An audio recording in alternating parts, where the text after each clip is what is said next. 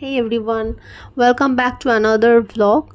আমার চ্যানেলে নতুন হয়ে থাকলে চ্যানেলটা সাবস্ক্রাইব করে নেবেন আর ফেসবুক পেজে হলে পেজটা ফলো করে নিতে ভুলবেন না। তো নিয়ে চলে এলাম যেরকমটা আপনাদেরকে কথা দিয়েছিলাম এই সিকিমের পার্ট 2 নিয়ে। তো আগেরবারে শেয়ার করেছিলাম কলকাতা টু সিলেরিগাঁওয়ের জার্নি, কী কী করেছি, কোথায় থেকেছি, কেমন লাগলো, টোটালি এক্সপিরিয়েন্সটা আপনাদের সাথে শেয়ার করেছি। আর আজকের দেখাতে চলেছি সিলেরিগাঁও থেকে আমরা আজকের এলাম ঋষিখোলাতে আমরা কী কী করব, কী কী প্ল্যানস রয়েছে আজকের, পুরোটাই এই ব্লগে থাকবে। তো আপনারা দেখতে থাকুন, আশা করছি এই ব্লগটা খুবই ভালো লাগবে আপনাদের। চলো ठीक है दादी, मैं देखता हूँ। ओके ठीक है।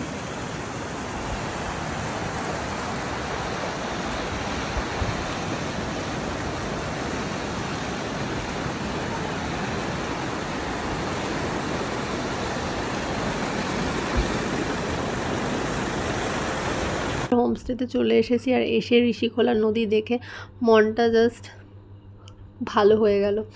এত সুন্দর জল বয়ে যাচ্ছে আর আমাদের মানে তর্স হয়েছে না কখন আমরা লাঞ্চ করে এখানে এসে আমরা জলের মধ্যে লাফালাফি করব। আমরা ফার্স্টেই বেরিয়ে পড়েছিলাম সিলেরিগাঁওয়ের হোমস্টে থেকে। তো আমরা গাড়িতে বসে গেছি আর এখানে গাড়িতে প্রচণ্ড রোদ ছিল, আমার এই সাইডটাতে প্রচণ্ড রোদ ছিল, তাই ওর শার্ট দিয়ে ঢেকে দিয়েছে। আমরা ঋষিখোলার উদ্দেশ্যে বেরিয়ে পড়েছি। হোমস্টের দাদারা এসেছিলেন, বাট ওনারা ছিলেন দুজন, তাই মাত্র দুটো লাগেজই ওনারা নিয়ে যেতে পেরেছেন। আর বাকি দুটো লাগেজ একটু ম্যানেজ করে আমাদেরকে নিয়ে যেতে হচ্ছে। আর আমাদের হোমস্টেটা অনেকটা উপরে ছিল। তো এই হলো আমাদের ঋষিখোলার হোমস্টের খাওয়ার এরিয়াটা। এখানে আমরা কিচেন এরিয়া বলা যেতে পারে, কিচেন কাম ডাইনিং এরিয়া। আমার শপিং করতে ওই সব রাস্তা থেকে আমার ওই যেখানে বার্গিং আমার করতে ইচ্ছা করে না, কোয়ালিটি আমার ভালো লাগে না। তো এখানে আমরা এখন লাঞ্চ করতে বসে গেছি আর এখানের এগ কারিটা দেখতে দারুণ করেছে। রাইস, ডাল, পাঁপড়, সবজি, তার সাথে এগ কারি। এখানে স্কোয়াশের সবজিটা খুবই ফেমাস, তো একবার দুবার পাওয়া যেতেই পারে।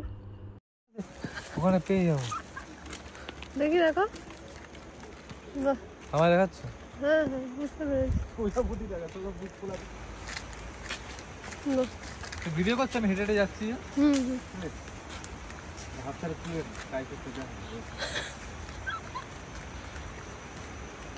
যাচ্ছে দুজনে লাঠি বাঠি। আর লাঞ্চ করে আমরা আর একদমই রেস্ট নিইনি, সঙ্গে সঙ্গে আমরা বেরিয়ে পড়েছি ঋষিখোলা নদী যাওয়ার উদ্দেশ্যে। ওখানে গিয়ে আমরা এখন অনেকটা টাইম স্পেন্ড করব। এখন বাজে বিকেল 3টে। আমরা মোটামুটি ওখানে 6:30 অবধিই থাকবো, পুরোপুরি অন্ধকার নেমে আসা অবধি। তারপরে আমাদের বারবিকিউ চিকেন বানানোর প্ল্যান রয়েছে। আমরা অর্ডার করে দিয়েছি ওনাদেরকে যে 2 কেজি বারবিকিউ চিকেন আমরা বানাচ্ছি। ওনারা নিচ্ছেন মেবি 1200 করে। আমরা 2 কেজি অর্ডার করেছি, আমাদের যেহেতু 4 জন আছি তো লেগেই যাবে। আর ফাইনালি চলে এসেছি আমরা এখানে খুব সুন্দরভাবে আমরা কোয়ালিটি টাইম স্পেন্ড করেছি। আর এই 3টে ঘন্টা যে কত তাড়াতাড়ি কেটে গেছে সেটা বলে বোঝানোই সম্ভব না। আমরা নিজেরাও জানি না যে কত তাড়াতাড়ি কেটে গেল ওই টাইমটা। মানে সুন্দরভাবে যদি টাইমটা কাটে না, তখন মনেই থাকে না যে কখন টাইমটা কাটলো।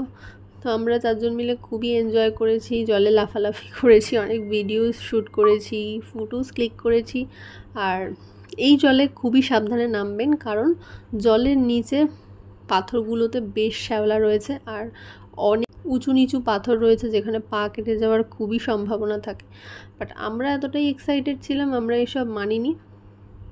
আমরা মানে দাপাদাপি লাফালাফি করে বেরিয়েছি জলের মধ্যে। জলের ভিতরে অনেক রকমের কাঁকড়, বালি, এটা সেটা ছিল, বাট আমরা একদম পুরো মাস্তি মোডে ছিলাম। আমরা 4 জন খুবই এনজয় করেছি। আর জলটা বয়ে যাচ্ছে এতটা কাছ থেকে, জলের মধ্যে দাঁড়িয়ে থেকে দেখতে, এক্সপিরিয়েন্স করতে সত্যিই ভালো লেগেছে।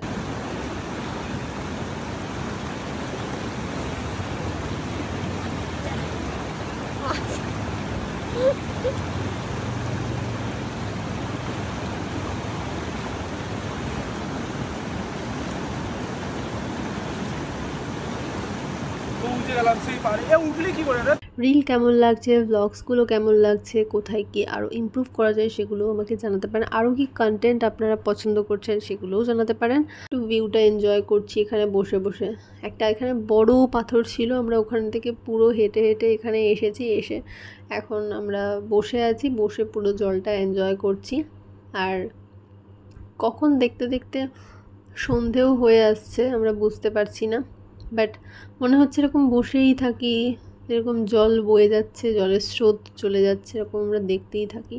মানে চারিদিকে পাহাড় দিয়ে ঘেরা, আর মাঝখানে এরকম সুন্দর কাঁচের মতো জল, দেখতে কারি না ভালো লাগে। জলটা খুব ফ্রেশ আর স্বচ্ছ ঠান্ডা জল।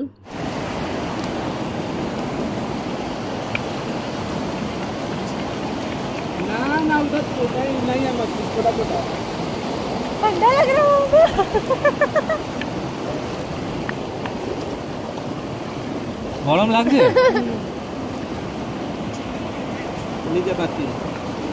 এখানে ওই পাথরটাকে জলের মাঝখানে দেওয়ার চেষ্টা করছে, যেটা খুবই বাচ্চাদের মতো হারকাত।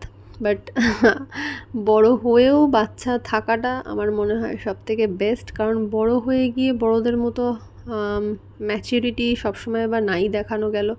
কিছু কিছু সময় বাচ্চা হয়ে থাকাটা বেটার, কারণ সেখানে জীবনটা আরও বেশি এনজয় করা যায়। তাই আমরা চলে এসেছি, একদম গোল করে আমরা বসে পড়েছি।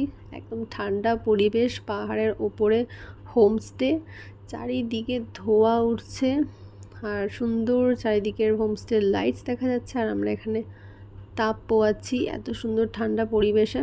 আর চিকেন বারবিকিউয়ের স্মেলটা জাস্ট আলাদাই লাগছিল।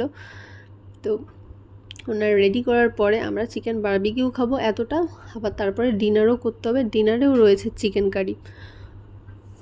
তো আজকে পুরোটাই আমাদের খুব হেভি খাবার দাবার হতে চলেছে, বাট বেশ মজা লাগছে। সবাই মিলে এখানে আমরা ঠান্ডার মধ্যে তাপ পোয়াচ্ছি আর চিকেন বারবিকিউটা এনজয় করব। সাথে গান চলছে, গান তো দিতে পারবো না কারণ কপিরাইট এসে যাবে।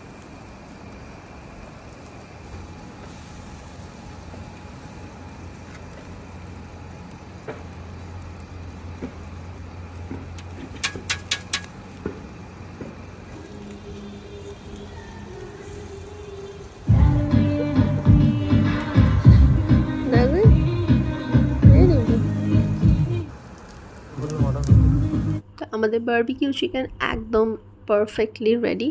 তো আমাদেরকে সার্ভ করে দেওয়া হচ্ছে, আর ওনারা খুব সুন্দর করে সার্ভ করে দিয়েছিলেন, যেটা বলতেই হবে। একদম সুন্দর করে চাট মশলা উপর থেকে ছড়িয়ে, পেঁয়াজ, টমেটো, কাঁচা লঙ্কা সব কিছু দিয়ে দিই। আর এখানে আমরা সবাই মিলে এখন এনজয় করছি। ওরা ডান্স করে দেখাচ্ছে।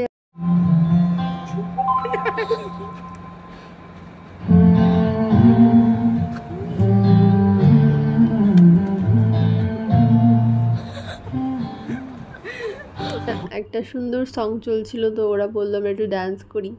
আমরা চারজন খুব ভালোভাবে কোয়ালিটি টাইম স্পেন্ড করেছি এখানে। পাহাড়ের বুকে অ্যাকচুয়ালি সব রকম এক্সপিরিয়েন্স আলাদাই লাগে। দুজন মিলে আসলে সেটারও একটা সুন্দর এক্সপিরিয়েন্স, আর বন্ধুদের সাথে আসলে সেটাও একটা আলাদা এনজয়মেন্ট। তো সবটাকেই এনজয় করতে হবে।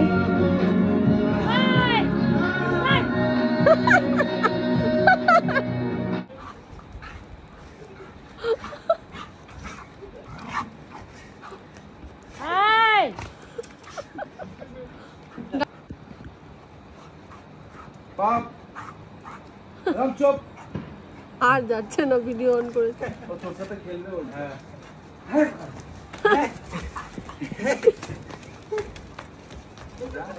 মা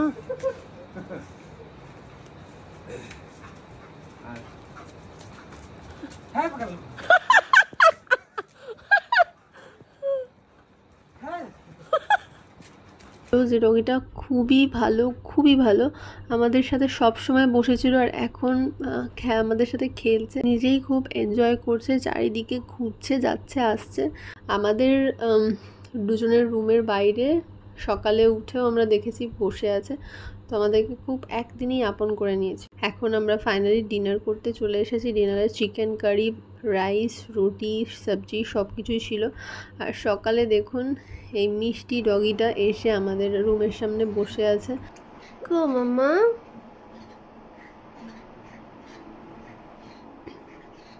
তো ওকে আদর করে দিয়ে আমরা ব্রেকফাস্ট করতে চলে এলাম। ব্রেকফাস্টে ছিল লুচি আর ঘুগনি, গরম গরম ঘুগনি ছিল, ফুলকো ফুলকো লুচি, খুব সুন্দর লেগেছে। আর দেন আমাদের সাথে যে দুটো ফ্রেন্ড গিয়েছিল ওরা বললো ঋষিখোলা নদীতে স্নান করতে যাবে, তাই জন্য ওদের সাথে এলাম। হানিমুনে এসেছে, তো ওদের একটা আলাদাই এক্সাইটমেন্ট রয়েছে। তো আমরা সবাই মিলে খুবই মজা করেছি। ওরা ঋষিখোলা নদীতে একটু স্নান করলো, বাট খুব ঠান্ডা জল আমাদেরকে বলল, প্রচণ্ড ঠান্ডা জল ছিল। স্নান করে আমরা তারপরে আমাদের নেক্সট ডেস্টিনেশন আড়িতারের উদ্দেশ্যে।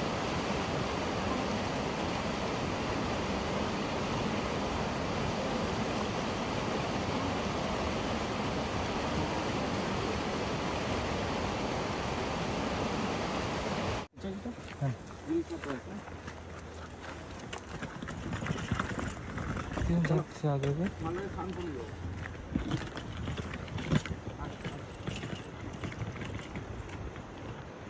আর দেখুন আমরা ঋষিখোলাতে কতটা উপরে ছিলাম, যেটা আপনাদেরকে কাল বলেছিলাম। সেই উপর থেকে আমরা হেঁটে হেঁটে মোটামুটি 4-5 বার তো আপ ডাউন করেইছি। তো যাই হোক, আমাদের গাড়ি চলে এসেছে আর আমরা আড়িতারের উদ্দেশ্যে বেরিয়ে পড়বো।